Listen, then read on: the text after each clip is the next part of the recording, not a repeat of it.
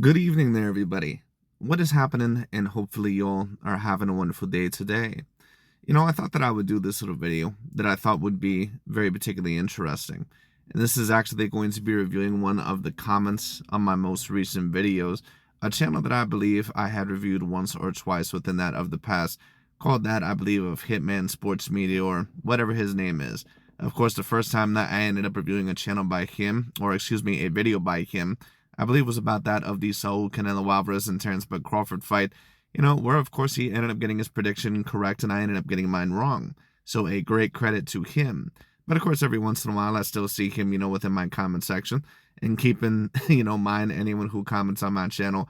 I have no hate for, even if they tend to disagree with me or call me stupid or an idiot, whatever it is, I have no hate for them. Now, am I a very harsh critic? Am I someone that, at times may see a bit harsh? Yes, but once again, I have no overall hate for anybody out there. But that being stated, I thought that, I would review this little comment and that we would address the quote-unquote resumes of three particular fighters. But let's see overall what Hitman Sports Media ended up saying on this. So, of course, for those of you that did not hear about the recent news, Mr. Oleksandr Usyk is set up to, I believe, fight Mr. Rico.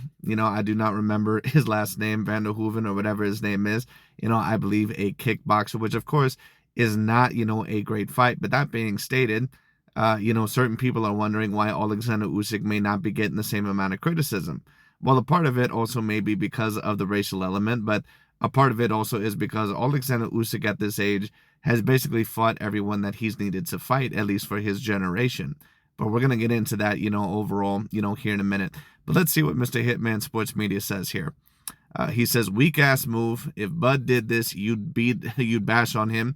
Usyk beat a fat fury coming off losing to an MMA fighter, 3 wars with Wilder, and a dope addiction. Joshua was a robot that got stopped by Ruiz. Now add a kickboxer to it. Resume, super overrated. Now, what was exactly the point? What was exactly the point overall, once again, of coming into this video where there was nothing about Terence Crawford I at least mentioned here, or at least not mainly. This was mainly a video talking about that of an Oleksandr Usyk. Why did he overall have the feeling to come in here and talk about, once again, Mr. Terence Crawford? Because he is a fan. He is a fan of Terence Crawford. And this is why I always state that you have to be very careful overall, to not be a fan, at least when it comes down to, people, because, really of a lot of things in general. Because if you're going to be a quote unquote logical analyzer, if you're also going to be a fan at the same time, you can't ever be a logical analyzer.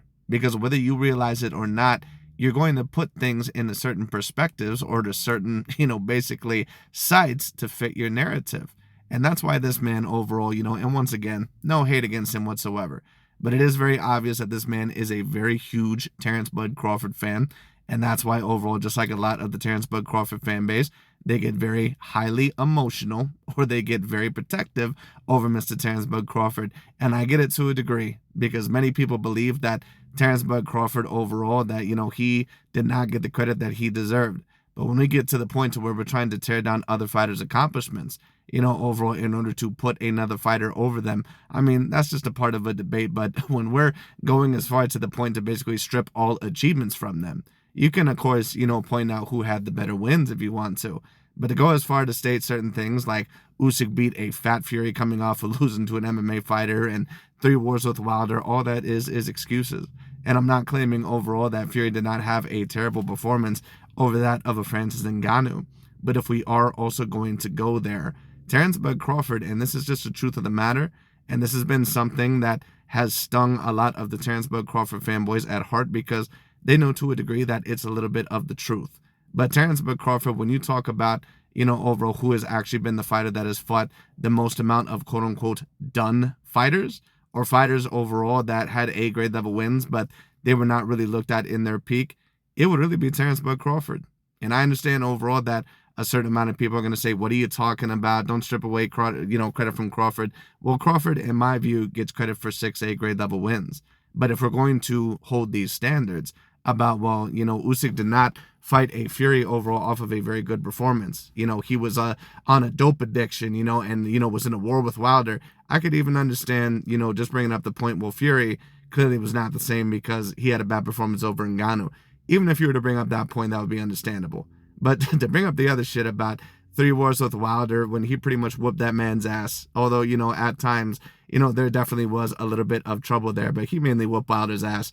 Other than a few knockdowns, Tyson Fury really did not receive that much damage in those fights, just in my personal view. I mean, he received a little bit, but not as much as what certain people let on. And then, of course, he brings up the dope addiction.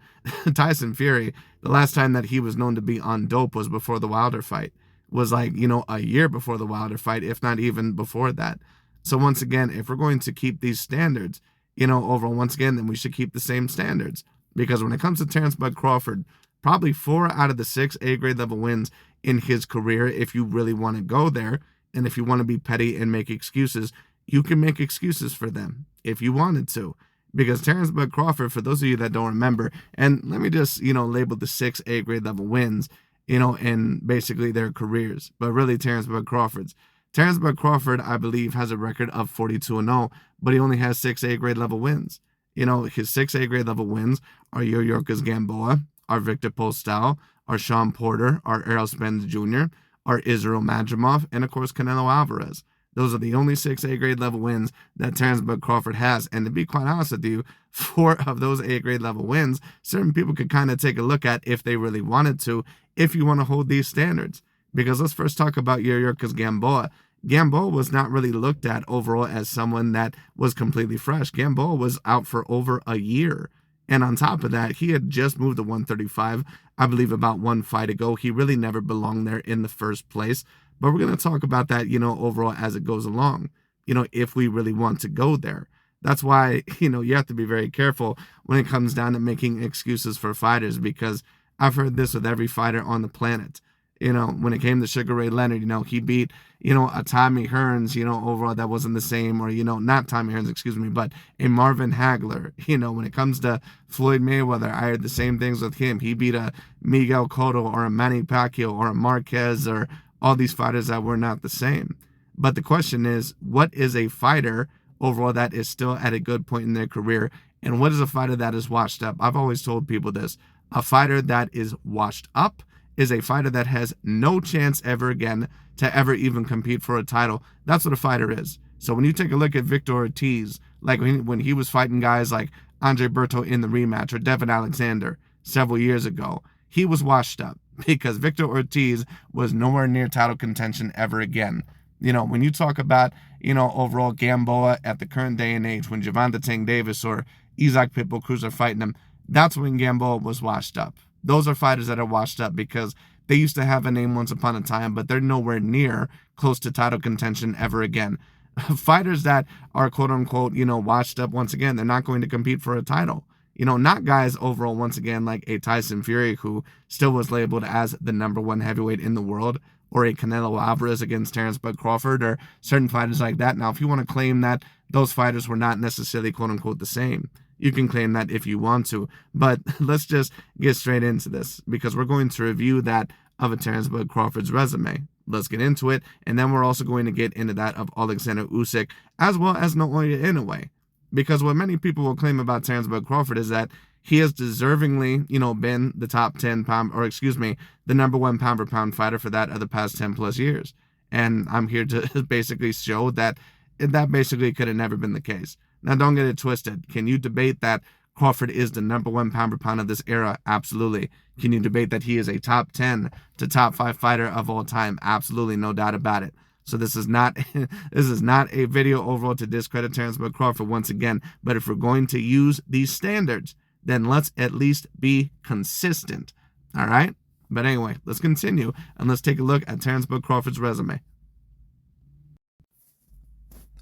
Okay, so here we have the Wikipedia page of Terence Bud Crawford. Now, some people may ask, why am I using Wikipedia? Because it basically is a lot easier than that of Boxing Rec, because Boxing Rec overall usually has a lot of issues in terms of logging into it. And this is, pretty much just as good. They seem, if you do a background check, they seem to have everything in order, if you compare it to that of BoxRec. But let's get into it, because, a lot of people, once again, they may not remember Terence Bud Crawford's bringing up, or his career. But of course I do, because when I was younger, I also was a huge fan of Terence Bud Crawford, and I still like him as a fighter. I'm just not a fan of any of these particular fighters, because that would ruin my objectivity. But the point is that Terence Crawford, for those of you that don't know, is from my hometown of Omaha, Nebraska. So that being stated, of course, I always watched him and I always supported him. But that being said, let's get into this, because this narrative overall of Terence Crawford being the #1 pound-for-pound fighter for the past 10 years, well, let's get into it. Let's see his resume. So let's see overall. So the first 19 fights, you're not really going to know any of these names right here, as you can see. None of these names you're really going to recognize. Now, let me talk about, this win right here, Mr. Breeders Prescott. Terence Crawford was 20-0, and this at the time was very impressive for an up-and-coming prospect, because Breeders Prescott, for those of you that don't know, was the first one to defeat that of an Amir Khan and was looked to have some sort of relative talent.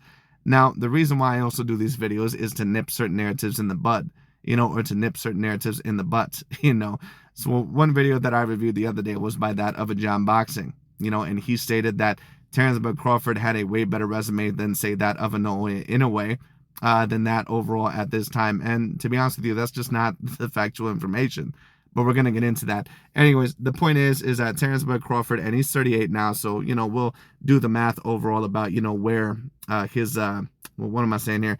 Where overall his, age was in terms of his resume. So we're going to compare him, in terms of similar ages. But that being stated overall, this win was impressive.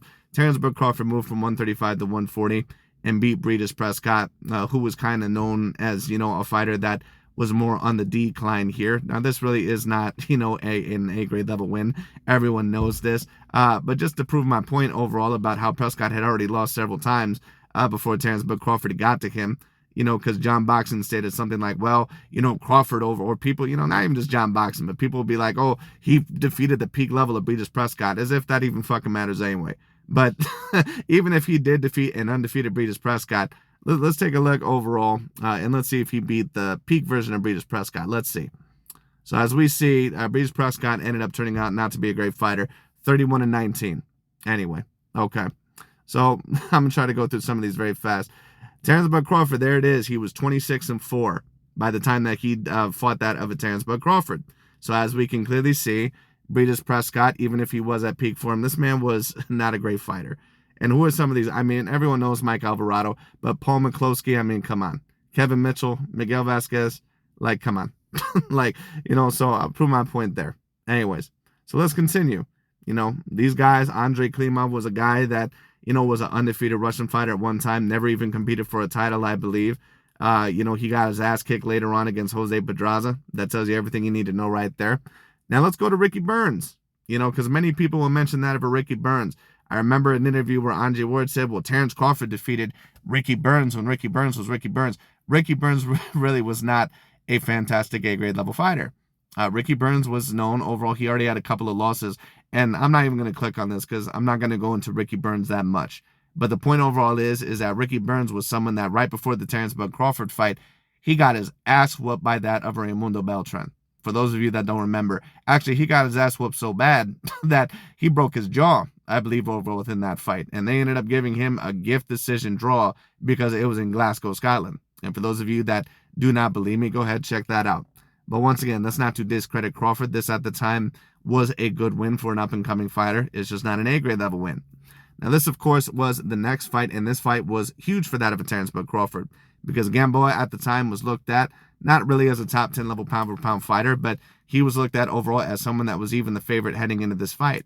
But once again, if we're going to retain those standards, if we're going to keep those standards, about, well, he fought this guy out for this, if he fought this guy out for this, well, let's take a look and see for how long Yuriorkis Gamboa was out. And let's also take a look and see if Gamboa really was a great 135 pounder. Let's take a look. All right. So we have, him right here. There's Gamboa, All right, 30-5. That's his final record. But, of course, we know that. And let me state this once again for complete logic and objectivity. Gamboa was never the same after Terence Crawford had stopped him. So that's something overall that does need to be mentioned. But, okay, let's see here. Let's see. Because people, when I reviewed that video the other day, people are talking about, well, Gamboa was someone that was a legit dude and all this other stuff, and he's better than anyone else on Inoue's resume. Well, you can have a debate about that if you want to. But is that really the 100% truth? Because Gamboa only ever won one official title in his career, at least one of the four, ones. And who did he really beat? Let's take a look. Let's take a look. And did he ever win a title at any higher weight classes? The answer is no, but let's take a look. Let's prove that. All right, let's prove that. So let's see. So he ended up, getting the WBA regular featherweight title, which was not the official WBA title. And then he beat Orlando Salido and won the vacant IBF featherweight title. And he had a very good performance here. And Salido, a little bit later on, I think, would become a better fighter than what he was here, because later on, of course, he would get that win over Lomachenko. Although that was Lomachenko's second professional fight in his career, it probably was a little bit too early for that of a title fight. But it is what it is, And then, of course, later on, when it comes down to it, he was able to get a draw, I believe, over Francisco Vargas, who at the time was the number one in the division. And he had some other, interesting fights as well. But that being stated, that's how Gamboa won the vacant IBF featherweight title, so at 126, So then you see retained WBA regular featherweight title, beat Daniel Ponce de Leon, who was a fighter that was okay, but not really great. But a lot of these names overall you probably will not even recognize, So he won the WBA interim super featherweight, won the WBA vacant interim lightweight title. But once again, he never won a title above 126. So this stuff about, Gamboa being, this guy that was great within a multitude of weight classes, he was very good, but he was not ever a natural 135 pounder. And let's take a look. As you can see here, Gamboa was out for over a year against that of a Terence Bud Crawford. Now, if we want to make overall, an excuse about this, if you want to, then, certainly go ahead. Now, in my view, is that enough of an excuse to discredit that of a Terence Bud Crawford for the win? No, in my personal view, it is not. But it is completely up to you. Once again, if we're going to use those standards, Yuriorkis Gamboa, and this is just the truth of the matter, he was out for over a year, and this is something that in my view is way more relevant, because anyone that knows me knows that I talk a lot about the weight. Gamboa was pretty much 2 weight classes out of his element there. And if you take a look at Terence Bud Crawford versus Gamboa, you can very clearly see that those two do not belong in the ring together whatsoever. But let's prove that. Let's take a look at, a multitude of pictures. So here's one picture showing once again the size difference between Crawford and that of a Yuriorkis Gamboa, once again to show you how much bigger that Terence Bud Crawford actually was. He was not only a few inches taller, but had a massive reach advantage over that of a Yuriorkis Gamboa. And I'm not even sure what the weight, possible advantage was. But that's just one picture that you can take a look at. They look, clearly, differential in terms of the weight classes, if we want to go there. And that is something that is very relevant, because Terence Bud Crawford, this guy, to be honest with you, really was always eventually going to be able to go up to welterweight. He's a lot skinnier here, of course, but Terence Bud Crawford was hydrating at 160 to 165, even at 140. So this guy was, when people talk about, comparing his victory, I believe, over to Errol Spence, comparative to Usyk versus Fury, well, they're both extraordinarily impressive wins. But when people talk about, well, Crawford, that was his third weight class, it was his third weight class, but that really was the weight class that he was going to truly belong at anyway. No offense. There are certain fighters that, they're at a certain weight class, and you can always tell that they're eventually going to be able to get there. Like Oscar De La Hoya. Oscar, I believe, was able to fight at 135 and 140. But he never really belonged there. Oscar was at a minimum a 147 pounder, if not a 154 pounder. There are certain fighters, and I mean, shit, take a look at Devin Haney. Devin Haney is a guy that started off at 135. Man rehydrates to 165. So, once again, just because you start off at a weight class does not mean that, overall that you're always going to belong in that weight class. Now, I still give Crawford credit because he was at the time similar in size to guys like Ricky Burns and Raimundo Beltran. So, I'm not just going to call him a weight bully necessarily. But what I will state is that very clearly here that you can tell that they're nowhere near close in size at all. Now, Gamboa, of course, is a little bit beefier, but he had to be, because in order to even compete at this weight class, he had to add on some muscle mass. That pretty much overall was the only chance that he was going to have. Anyways. Oh, and look at this. Look at this little article that I found, by the way. It says, Crawford, I warned Gamboa he's a 126 to 130 pounder. Interesting. Okay. So let's see. WBO lightweight champion Terence Bud Crawford warned Olympic gold medal winner Yuriorkis Gamboa that he made a big mistake in accepting their fight before a crowd of nearly 11,000 fans. I'm not going to read the rest of that. Anyway, let's see overall what else he says. Even before the fight took place, Crawford told media members that he felt the much shorter Gamboa, thank you, was undersized and didn't have the firepower to compete with the best fighters, who were much bigger at 135 pounds. He feels Gamboa should really be competing at 126 or 130 pounds. 130 pounds. Interesting. So let's see. Let's continue. Let's continue a little bit. He says, I commend Gamboa for taking the fight, but I felt, of course, this fucking ad. that's another reason why we're not doing box rec. I commend Gamboa for taking the fight, but I felt that it was my time, that I was destined to win this fight. I told Gamboa you shouldn't have took this fight, Crawford said. That's how he fights. He's shown nothing else but coming out and jumping on his opponents. I agree. We were prepared for everything he brings. Everybody knows Gamboa gets dropped in fights. That's absolutely right. Gamboa was known for getting dropped in fights. You know, people talk about, you know, of course, certain opponents that Usyk or Inoue have fought, and don't get it twisted. You know, Crawford is someone overall that debatably has the best resume of his era, if you wanted to claim that. And I don't think that Inoue's resume is quite up there with that of a Usyk's or Crawford's yet. But when people try to act like Crawford has this Floyd Mayweatherian, you know, type of resume, it's just ridiculous. Yes, Gamboa was known in getting dropped in fights. A lot of people actually don't know that. Gamboa was known for getting dropped in several fights. So I'm glad to see this quote here. Everybody knows he always gets back up and wins. We were prepared for whatever came to the table. Like I told everybody before the fight happened, I felt Gamboa was a 126 to 130 pounder. I didn't believe, these fucking ads are going to drive me nuts. I didn't believe he was a real, legitimate 135 pounder. I'm about to punch this goddamn phone screen. Anyways, Jesus Christ. But anyways, I'm glad that we've seen this article. Let's move on. All right, so this is Boxrec once again. Let's take a look at Gamboa. And let's take a look overall at, you know, his reach. Anyways, so this man, once again, never won a title above featherweight. You know, at least a legitimate title. And let's take a look at his height and reach. His height is 5'5.5". So Crawford, at the very least, has about, you know, 3, you know, to 2.5 inches of height over him. And Gamboa has a 65-inch reach. Crawford has a 74-inch reach. This man had a 9-inch reach advantage over him. Now, maybe at the time, because he was younger, maybe his reach overall wasn't quite as big. I don't know. But this man, at the very least, had a 7-inch reach advantage over him. All right, so once again, if we're going to keep these standards, you know, overall, once again, about, well, he fought this guy, he fought this guy. Well, how much credit does Terence Crawford deserve? Now, in my personal view, this is an A- level win. Even with Gamboa being outsized, probably for, to be honest with you, probably for about 2 separate weight classes. But the thing is that, you know, Gamboa overall, once again, he very clearly was not a 135-pounder. Crawford even said that himself, you know, with those million ads that we just seen pop up. And the man had like a 9-inch reach advantage. Now, I still believe that this is an A-grade level win, but of course, I give fighters their credit.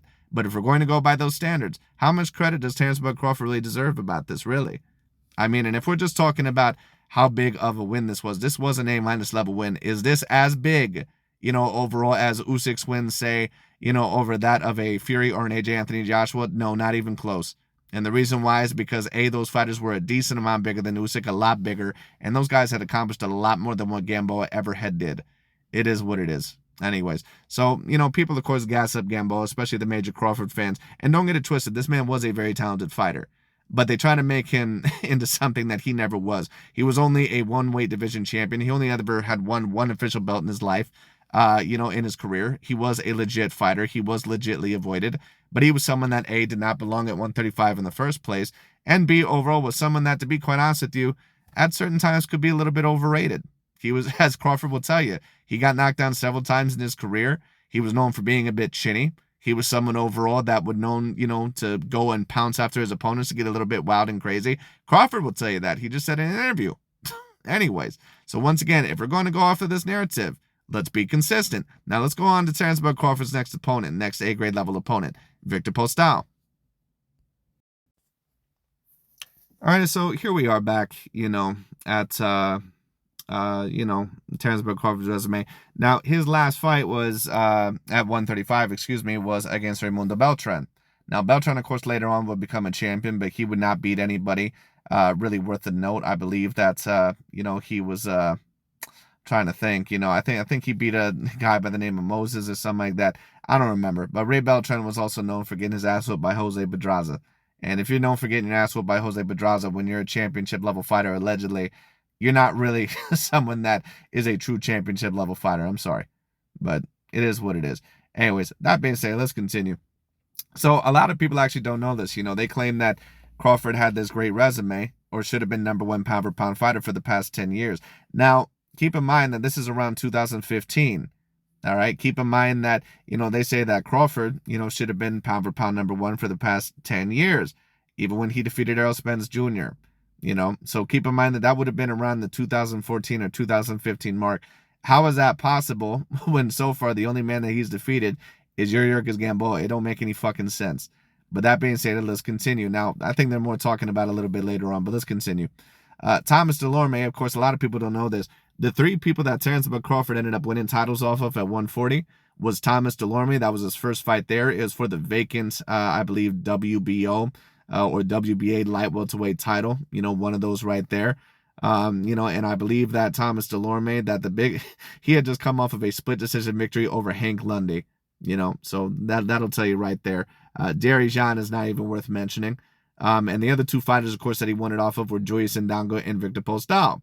But let's take a look. Derry Jean, Hank Lundy, these these were the fights at 140. And, of course, it ended in 2017 when he completely unified the weight class. So when people are debating, of course, how were guys like Lomachenko or Canelo Alvarez over Terence Crawford? How is it possible? He's unified a weight class. He's done this. Take a look at the opponents. Do you believe that Thomas Delorme, Derry Jean, Hank Lundy, that those guys are legit A-grade level opponents? So far, the only fighter that he's ever fought that was even close to A-grade was that of a Usyk Gamboa. And that just is what it is.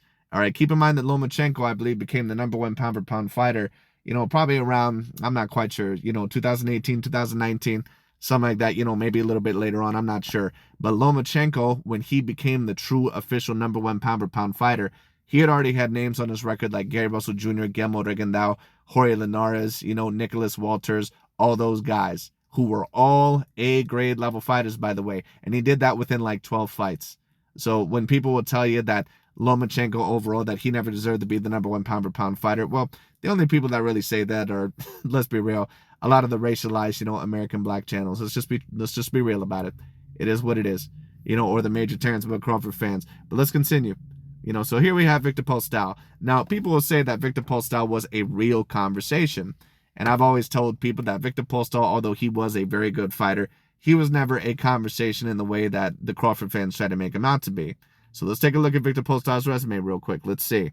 Now, he won, of course, that one great fight over Lucas Matisse. Let's see if he ever beat anyone else. Let's see. As you can tell, you don't recognize any of these fucking names. Now, there's DeMarcus Chop Chop Corley, but by that time, he was completely washed. DeMarcus Chop Chop Corley really should have retired, a long time ago. He was one of those fighters that once upon a time, I believe, was a champion and a title contender, but he had stayed around a little bit too long, and, it really affected his record. So by that time, he was no longer the same. I mean, let's just prove that, because I'm sure there's going to be certain people overall that, come on my channel. But let's see. As you can see, his record now is 52-36. DeMarcus Corley was, fighting guys like Marcos Maidana and Victor Postal when he really was not supposed to be fighting those guys. But let's just take a look, just to prove my point here. Let's see when he lost to Victor Postal. As you can see, man already had 19 losses. So I mean, that probably goes without saying, but just in case I get one of these guys in here, anyways. But as you can see, you don't recognize any of these other fucking names other than Hank Lundy. It's like, who the fuck else is in here? You have that Selçuk Aydin or whatever his name is, the Turkish fighter who wasn't really shit. Lucas Matisse was his one great win. And every fight after that, whenever he fought a legit, A-grade level fighter, he clearly lost. Like, he lost to Terence Crawford, then a couple fights later, he loses to Josh Taylor. All right, then a few fights later, now that was a close fight between him and Jose Ramirez. But Ramirez is always a little bit of a flawed fighter, but he still lost that fight.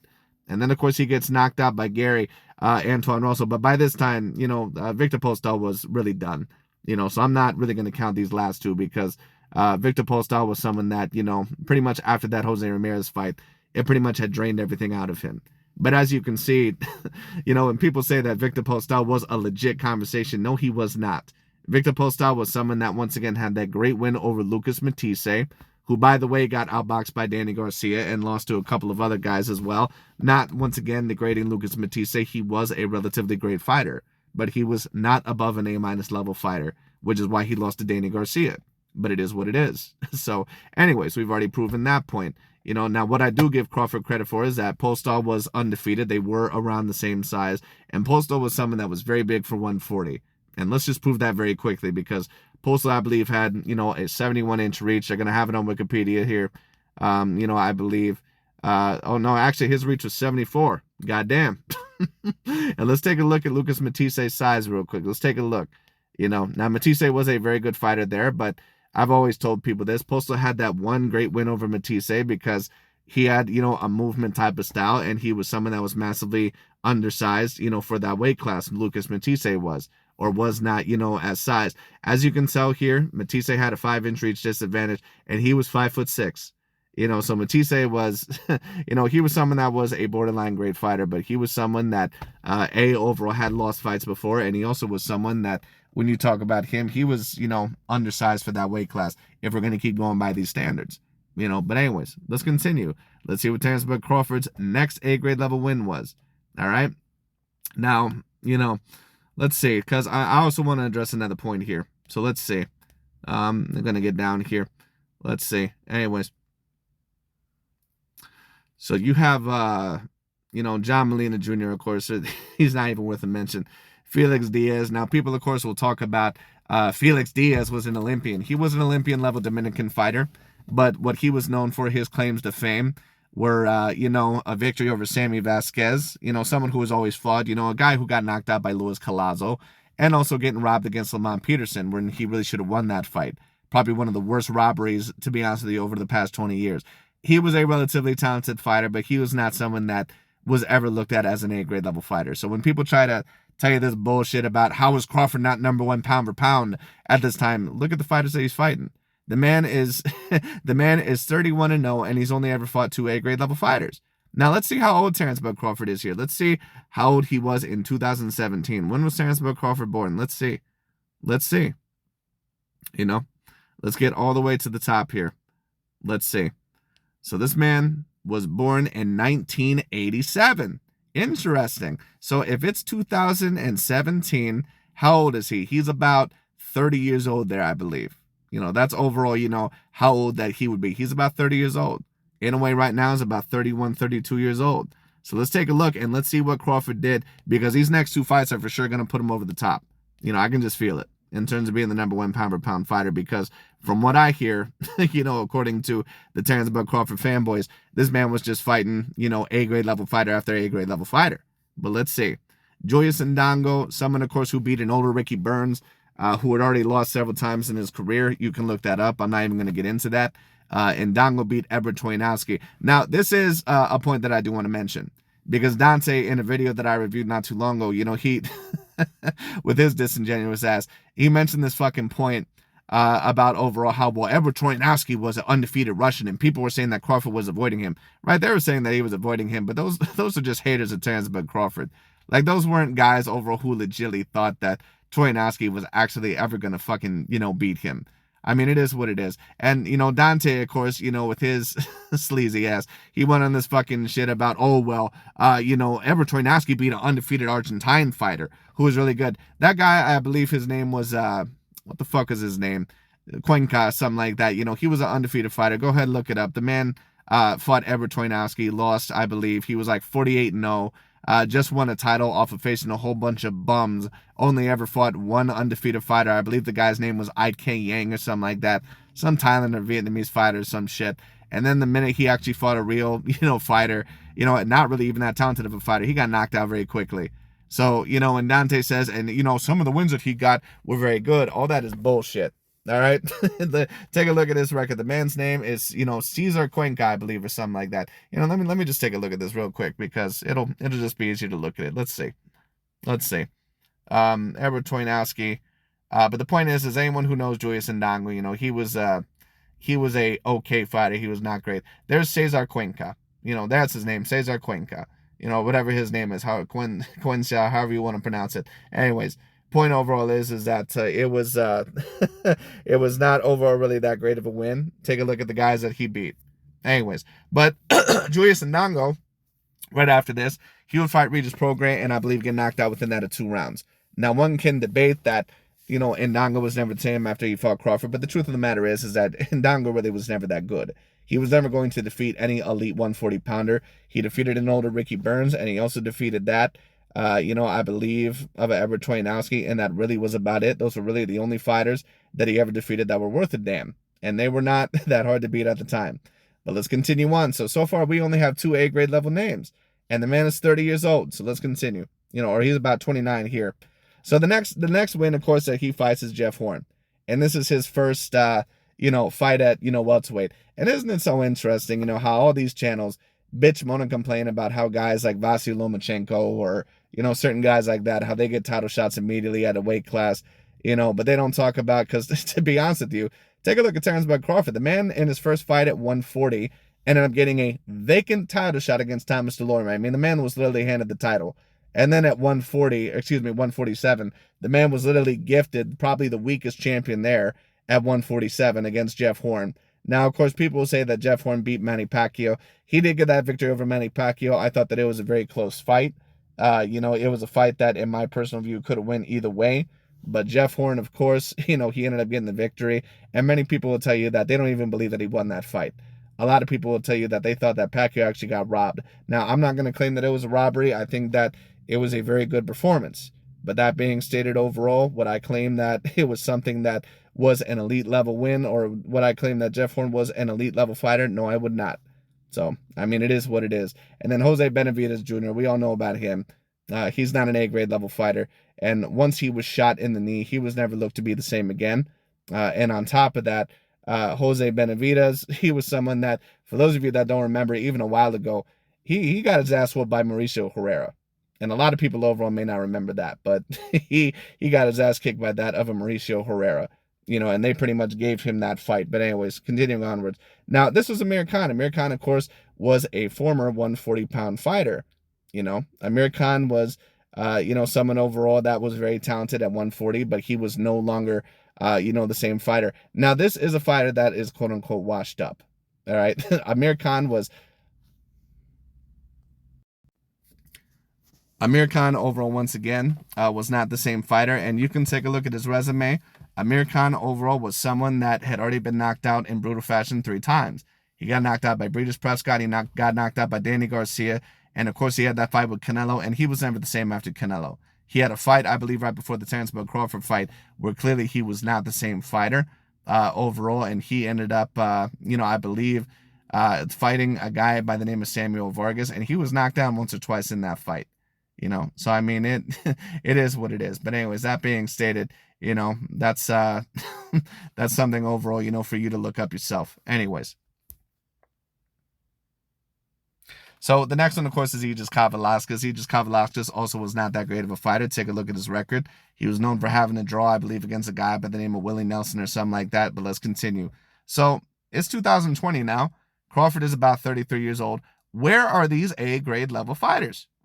Where on earth are these A-grade level fighters? This is what I want to know. Now, Kell Brook, of course, he was here, but Kell Brook also was done. And let's also keep in mind that Kell Brook had not been to welterweight, within about, I believe, 3 to 4 years.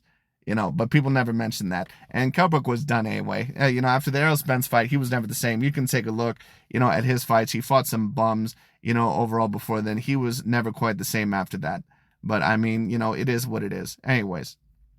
But the next one, of course, is Sean Porter, and this was, in my personal view, a legit A-grade level fight. Now, how old is Terence Crawford here? We just seen that he was born in September 1987. It's 2021. So how old is he here? He's about, overall, if I do the math correctly, I believe overall that the man, should be, let's see, how old is he? I believe that he's 34 here, against Sean Porter. So what the narrative is that Crawford already had a way better resume by this age. Especially if people compare it to Inoue. Well, did he really? Because this is now really the 3rd official A-grade level win that he had. And this is Sean Porter. And keep in mind that this was a Sean Porter that was no longer a title holder anymore. Sean Porter at this time had lost to Keith Thurman. He had lost to Errol Spence. He had lost to that of a Kell Brook. And on top of that, he should have lost to Yordenis Ugas. So if we're talking about wars and all this other stuff, Sean Porter had already been through a multitude of wars. He had been through a multitude of wars. So if we're going to make those quote-unquote claims, well, then we also need to talk about this, So, I mean, it is what it is. So does that mean that, Sean Porter was washed up? because he had wars with Danny Garcia, he had wars with Keith Thurman, Errol Spence, Kell Brook, Yordenis Ugas. So was Sean Porter washed up when Terence Crawford defeated him? He was no longer a title holder, and he already had a few losses on his record. And he retired right after this. So does that mean that Sean Porter was washed up? You'll have to answer me that. David Avanesian, of course, we all know about him. Errol Spence Jr. Now, Errol Spence, of course, and this was really the biggest win in Crawford's career. This was the 4th official A-grade level win in his career. All right? And Spence was looked at as a top 5 pound-for-pound fighter. Now, this, in my view, was a great victory. But if we're going to do this bullshit about getting into wars, Spence had been in a war a little bit with Kell Brook. He had been in a war with Sean Porter, overall. And many people will tell you that he did not look the same after the car accidents. Now, I'm not going to claim that, but if you want to keep going with these things, then no problem. But Crawford overall, once again, he didn't fight a Spence overall. That was before the car accidents. He fought Spence when he was off for about 14 years, and on top of that, overall, he fought a Spence that I believe had been in a multitude of car accidents. So, I mean, it is what it is. But that being stated, overall, once again, you have to look at that. Anyway, if you're going to, keep making these type of standards, and you have to keep in mind that Spence was out for over 14 months. And on top of that, he was in a multitude of car accidents. And many people will tell you that Spence did not look the same. And my personal view, is that the absolute truth? No, it's not. But if you want to make those standards, well, then we have to do it here. So Crawford is how old here? Crawford is, overall about 35 years old here. And he has a total of 4 A-grade level wins. A total of 4 A-grade level wins. Where is this resume stating overall before the Errol Spence Jr. win that he is definitively the #1 pound-for-pound fighter? Please point to this resume that was deserving of him being the true #1 pound-for-pound fighter when Canelo was defeating guys like Sergey Kovalev, and defeating guys like Gennady Golovkin, Danny Jacobs, had already defeated Erislandy Lara, was defeating guys like Caleb Plant, Callum Smith. Those guys is what it is. Anyways, so please tell me where overall, once again, is this #1 pound-for-pound resume? I'm wondering, because Amir Khan and Kell Brook were no longer title holders. They were complete mincemeat. Jeff Horn, everyone knows that he really did not belong as a champion at that weight class anyway, So where's this A-grade level resume? Where is it? Because Julius Indongo and Jeff Horn are not A-grade level fighters. Jeff Horn, the minute that he finally fought a fighter that actually took him seriously, got his ass whooped. And he lost to a couple of other fighters after that too. Anyways, so I mean, it is what it is. So please, once again, where are these A-grade level names? All right? So once again, Crawford did not become the true #1 pound-for-pound fighter until 2023. And he only had 4 A-grade level names in 40 fights. That was it. So this narrative that Terence Crawford overall, once again, that he just, he had overall, all these wins, all that's bullshit. Now let's take a look at the last 2 wins in Crawford's career. Israel Madrimov, a very good win in my personal view. Is Madrimov anywhere above an A- level fighter? No, he is not. It is what it is. But, anyways, that being stated overall, when you talk about it, Israel Madrimov was someone that I believe was about 10-0 with 1 draw. He was not someone that was overtly experienced, and he was someone that, overall was very good, but as seen like that of a Virgil Ortiz, he was never someone that was really elite. It is what it is. And Canelo, of course, and people will talk about this, Canelo, although I give Crawford a hell of a amount of credit for this win, if we're going to go off of these standards, Canelo started boxing when he was 15 years old. He's 35 right now. He's going to turn 36 this year.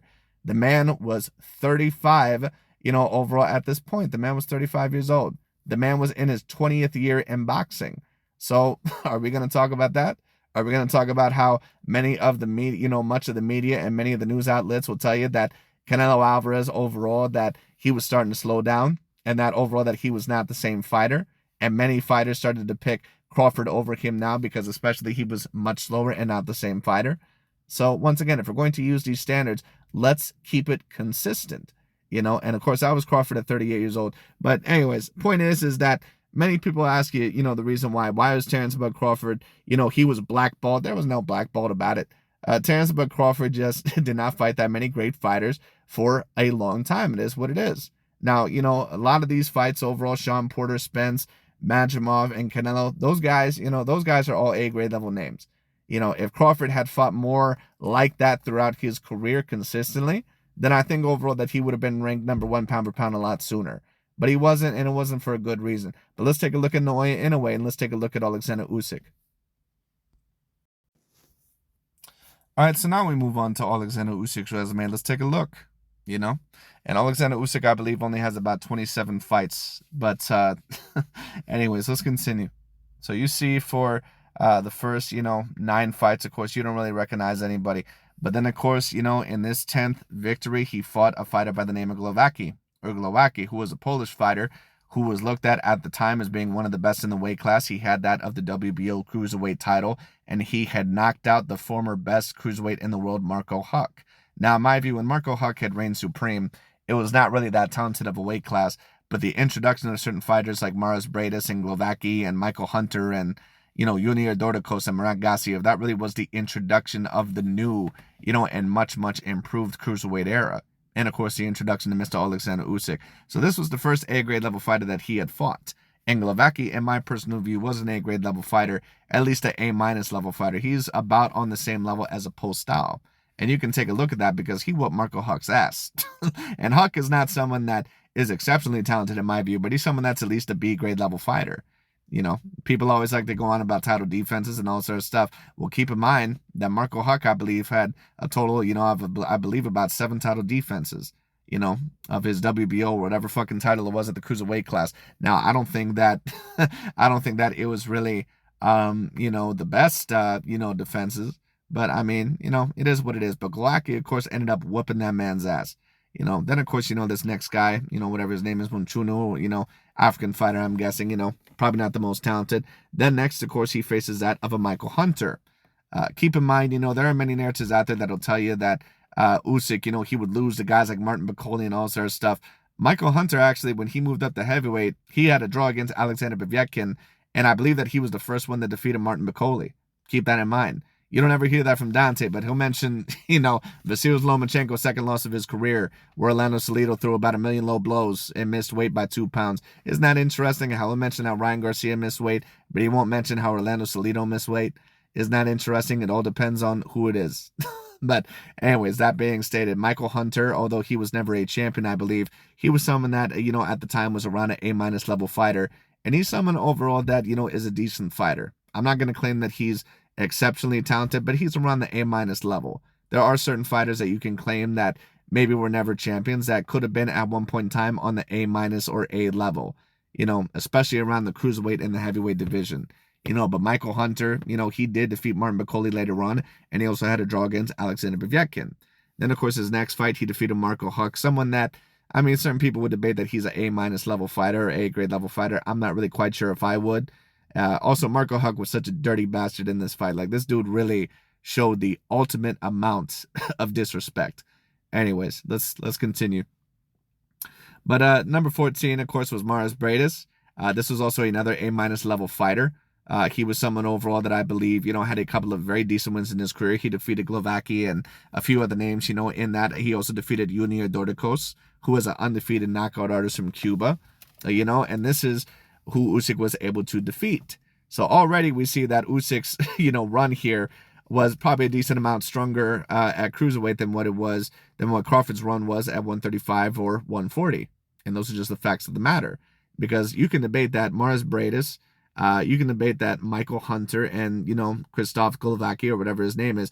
You can debate that all those guys are A-grade level fighters, even if they're only A-. And some people would debate Marco Huck. I don't know if I would.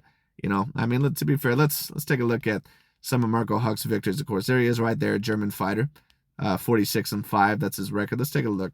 Let's take a look at some of his victories because we'll decide if he's an A-grade level fighter right here. Of course, you pretty much, I pretty much do not recognize any of these names, but of course he fought for the regular heavyweight title. He had a majority decision over Povetkin. So, it's a debate. Denis Lebedev, that's a decent win for the time. But to be honest with you, I really don't recognize a whole lot of these other names. He, of course, lost to Steve Cunningham. So, he's on that B+ to A- level in my view. But anyway, so let's continue. So we got it here, and the number 15th win is that of a Murat Gassiev. All right, now Murat Gassiev, for those of you that don't remember, Murat Gassiev overall was a fighter, that of course was from Russia, and he was trained by that of Abel Sanchez. Abel Sanchez, of course, was the trainer of that of Gennady Triple G Golovkin. Murat Gassiev, was undefeated, and he was a guy that had just recently knocked out of a Junior Dordikos. So this is not even a debate. This is an A-grade level win. So you can already see that, 15-0. Murat Gassiev, he has, he already has, about, 4 A-grade level wins. He has Murat Gassiev, he has Mars Bradis, that's 2. He has Michael Hunter, that could debatably be 3. And Glavaki, that's debatably 4.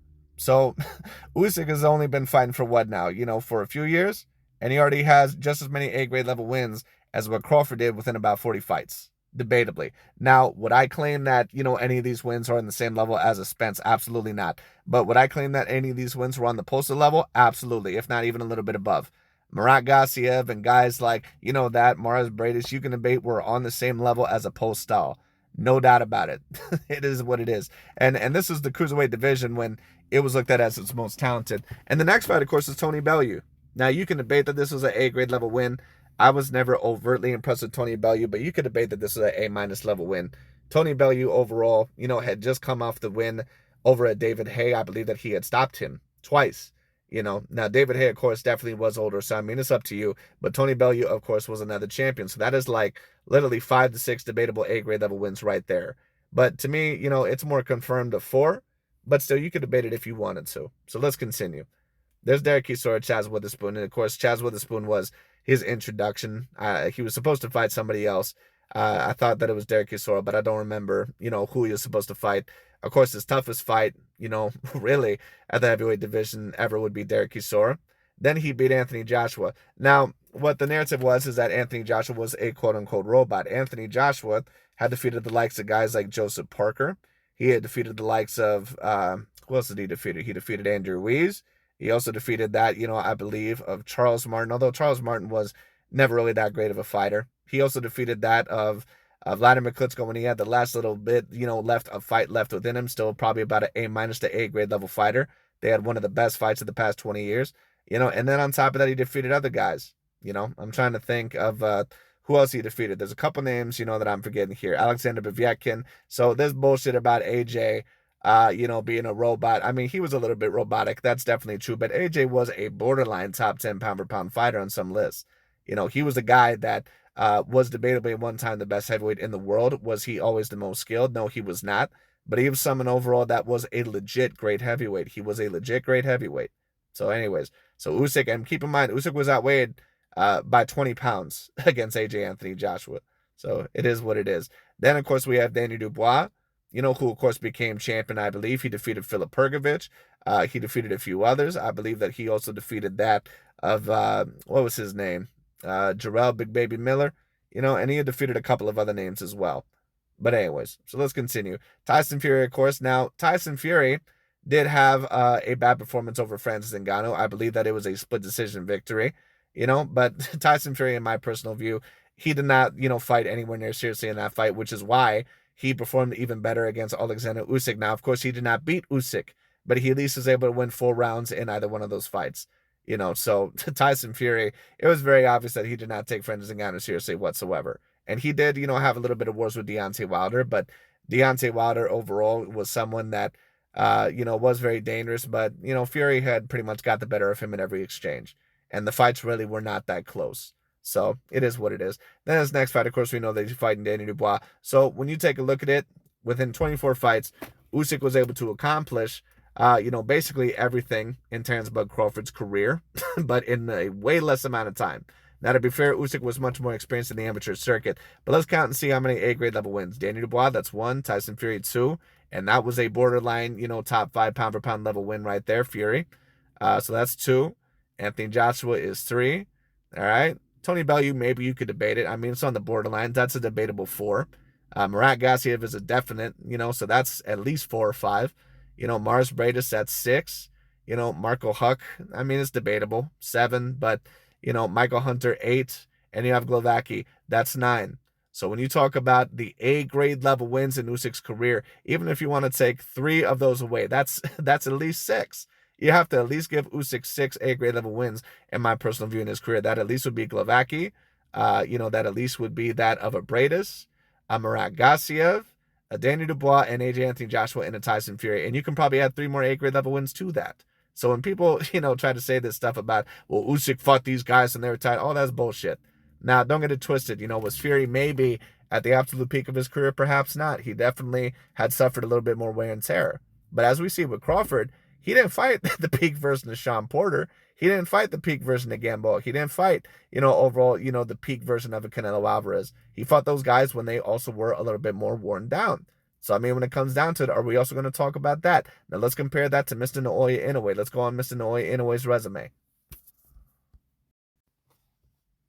Okay, so right here, of course, you have Mr. Naoya Inoue. So let's get into it. And I believe overall that he is 32 years old. He will turn 33 this year. But let's see overall what he ended up accomplishing. Because people, once again, the argument is that Crawford accomplished a lot more at that time, or that he had a way better resume. Keep in mind that Crawford was about 34 years old by the time that he had his third A-grade win, or third confirmed A-grade level win, against out of a Sean Porter. So keep that in mind. All right, but anyway, the Usyk, we already debated, had about 6 to 9 A-grade level wins, but you can take 3 of those away if you want to, because it's a debate if guys like Marco Huck or Michael Hunter or, Tony Bellew are legit A-grade level fighters. I mean, you can debate it, but it's up to you. But the man at the very least had 6 A-grade level wins, but let's continue. So let's see Inoue. Now, his first title, of course, I believe was, when he was 5-0 against Adrian Hernandez. Now, of course, certain people, of course, pointed this guy, Omar Narvaez. I believe, he was a Filipino fighter or something like that. Many people, of course, would debate that he was an A-grade level fighter. To me, it's a debate because a lot of those lower weight class fighters, they're, they have, title defenses for a while, but they're not really exceptionally talented because their divisions, because not many people are usually that small in size. They just don't usually have the most talented fighters there. But, I mean, it is what it is. But, we'll go to more known names. But that being stated, overall, let's continue. I'm not really quite sure who a lot of these names are. Of course, there's Antonio Nieves, but I don't think that he's really an A-grade level fighter. Now, this is Jamie McDonald. And for a lot of people that don't remember Jamie McDonald was probably best known for defeating, I believe, a Japanese fighter, I think by the name of Kamagai or whatever his name was. A lot of people don't even believe that he won those fights, but I mean, it's kind of up to you. I'd have to rewatch them. But this was very impressive by Inoue. I'm not going to really claim that Jamie McDonald was a complete A-grade level fighter. But if you are going to claim guys like Ricky Burns were A-grade, then in my personal view, Jamie McDonald should be right up there. And Inoue was a lot smaller than this guy, and he knocked him out in round 1. But let's continue, because I don't count that as an A-grade. There's Juan Carlos Payano, talented Dominican fighter, but nothing above a B-grade level fighter. Emmanuel Rodriguez, now a lot of people will count this guy as an A-grade level fighter. It's up to you. Personally, I don't really. I think that Emmanuel Rodriguez was more of a B-grade level fighter. He was solid. He did end up beating one of the Gary Russell brothers, but, not all the Russell brothers are quite as talented as Gary Russell Jr., the guy overall who competed, I believe, at, 126 to 130, but it is what it is, But Emmanuel Rodriguez was relatively talented, not someone that I would really claim is truly A-grade, but someone that was about on that level probably as a Jose Benavidez, or maybe even a little bit above that, because he was a champion and he was undefeated, and he was from Puerto Rico. So if you're trying to debate some of these other guys, then no problem, but then you should also debate Inoue, because Emmanuel Rodriguez was undefeated. All right, but it is what it is. Let's continue. Of course, you have Nonito Donaire. Now, Donaire, in my personal view, of course, was nowhere near the same fighter as what he once was. The man had already lost a few fights. I believe that he had lost to Carl Frampton in dominant fashion. And he also lost to another fighter. I don't remember the man's name. But then he moved back down, I believe, to bantamweight or super bantamweight, whatever it was. Overall. And, Inoue, of course, had a very competitive fight because I think that he underestimated Donaire a little bit. He actually had broken his orbital eye bone, but then, he came back and, of course, knocked him out a couple fights later. Now, this, in my view, is around an A- level win. Not because Donaire was at the best point in his career, but he still was, decent at this weight class. And he would end up knocking out 2 undefeated contenders here. So it's anywhere from B+ to A- in my view, but you can debate it. But as we can see, within 20 fights, Inoue, of course, has already won these titles. But once again, we pretty much already assessed with Crawford. He did not have an A-grade level win until he was about like 24-0, against Yuriorkis Gamboa. But anyways, Jason Maloney, of course, whoever that is, Aaron Dietpin, Nonito Donaire, once again at, 23-0, did much better in the rematch when he finally took him seriously. And, that's when he got him in the second round. So, I mean, it is what it is. Paul Butler, of course. Then here we go, Steve Von Fulton. So the truth is that, although Inoue, was put on a very high level, and for those of you that remember, I did not put Inoue in my top 5 pound for pound until this fight against Steve Von Fulton, because I also had the same issue that I don't think that he had a lot of big A-grade level names. But this was a huge A-grade level name, and this deserved, all the credit in the world. This was looked at as a 50-50 level fight, and, Inoue beat the shit out of that man. He completely outboxed him. So Inoue deserves a lot of credit here. So that was his first 100% official A-grade level win. You could debate Donaire as well. Maybe Manuel Rodriguez is up to you. But there's, one for sure. But let's continue. Now, a lot of people don't count Marlon Tapales as an A-grade level win. I actually do. And the reason why I count him as an A- level win is because he actually was able to become a semi-unified champion and actually show quite a bit of good boxing ability when he was able to defeat that of the unified and Olympic talent MJ Akhmadaliev, which at the time was a very big fight, and Tapales was actually just able to get the decision over him. So Tapales was not just some bitch. He was someone that, actually was able to outbox one of the better talents in the weight class. And, he was someone that, would have to be above Jeff Horn for me because he was actually able to legitimately win and also show against a fighter of his own same size, that he actually was able to beat them legitly. And even against Inoue, he actually showed, a decent amount of boxing ability. So this actually, my personal view, is his second A-grade level win. Just my personal view, anyways. But let's continue. Then here you have Luis Nery. This is kind of a debate to me. And Marlon Tapales you can kind of debate as well. But Luis Nery, is someone that is a two-weight division champion. He was someone that was relatively talented. He beat a multitude of champions. And the only loss that he had before Inoue was that of a Brandon Figueroa. So that's something that definitely should be mentioned right there. This is also a debatable A-grade level win. Now, some people will claim that Julius Indongo and, some of those guys, that they're about on the same level as these guys. You can debate it if you want to. I mean, that's why it's a little bit hard for me because one could debate that Ricky Burns or Julius Indongo, they could be on the same level as guys like Tapales or, Luis Nery. I mean, I personally think that, Marlon Tapales probably has a bit more talent than that of guys like a Ricky Burns or a Julius Indongo, but it's up to you because he was actually able to defeat a very talented fighter in MJ Akhmadaliev, someone who can actually box and who's a very great athlete. But anyway, because to be honest with you, I've never seen Ricky Burns really defeat a quote-unquote great boxer, someone that was, really as good as a MJ Akhmadaliev. Just my view of it. But anyway, Luis Nery, that's a debatable, B plus to A minus level win. TJ Doheny, probably at the time, a B to B minus level win. Kim Ye Jun, of course, C grade level win. Ramon Cardenas, B grade level win. And then, of course, you have Murodjon Akhmadaliev, which was probably about an A minus level win. He was looked at as one of the better guys in the weight class. That pretty much was the last fight that Inoue needed there, other than that of, what's his name? The fuck's that our Japanese dude's name? Junto Nakatani. That pretty much was the last fight that he needed there. So this was, probably about, at least a confirmed second or third A-grade level win in Inoue's career. And then, of course, after that, he fought David Picasso, who, is a B-grade level fighter. Inoue didn't knock him out, but, I'm not really surprised by that because David Picasso, if you take a look at him, he's really more of a, fucking 126 pounder. Like, that man is huge. But anyways, so when you take a look at Inoue's resume, the man is, 32 years old. He's going to be 33 later on this year. And as we can see, he has about the same resume, if not even a bit better than what Crawford had. And certain people may disagree with that. But, MJ was, probably a definitive A minus level win. When you talk about that of a Luis Nery, it's a debate. But I would definitely put him over certain guys like a Julius Indongo or certain guys like that. I would say overall that for his weight class, he was a lot more impactful, and he defeated a multitude of champions. And of course, when you take a look at Marlon Tapales, in my personal view, he also would be above certain guys like Ricky Burns, and a Julius Indongo in terms of talent. He was actually able to show Inoue some good boxing ability, and he actually was able to once again beat MJ Akhmadaliev. Now, was he someone that ever was going to be very well known, and did he receive losses after this? Yes, he did. So it's a debate. It's up to you. But in my view, this was an A minus level win. And then, of course, you have Steven Fulton and Onito Donaire. I don't really count Emmanuel Rodriguez as an A minus level win. I think he's more B, but it's kind of up to the eye of the beholder. The point is that Crawford, this point made by many people, that Crawford has been the number one pound for pound fighter for many years, pretty much is, it's completely false.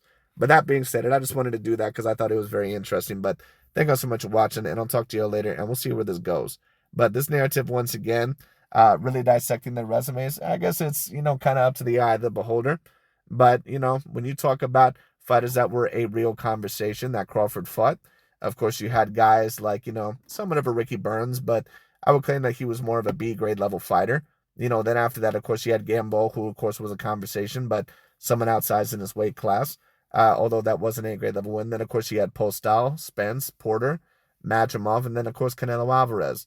Those are pretty much the definitive A grade level wins in his career. For Usyk, in my view, it's Glovacki. It is, who else? Bradis, it is that of Gassiev, and it's also that of Dubois, who has proven himself to be an A grade level fighter, Fury, and AJ. So that's at least 6 A grade level wins, you know. Anyways, but those are the 6 A grade level wins that Usyk has, and he probably has more. He probably has more. But anyways, because I would at least say that some of those guys, you could put on at least on the very same level as a Postal, because Postal was someone that had that great win over Matisse, but he wasn't really, someone that was exceptionally talented. And I would say, probably about the same things about Glovacki and some of those guys. But anyway, but that pretty much is about it for this video. But thank you all so much for watching, and I'll talk to you later. And we'll, of course, see where Mr. Usyk and Inoue go from here. We know that, of course, Inoue has that big fight against Nakatani, and Usyk, of course, has the next fight against Rico, but hopefully we see a much bigger fight after that, so we'll see. But anyways, that pretty much is about it for today. Thank you all so much for watching, and I'll talk to you all later.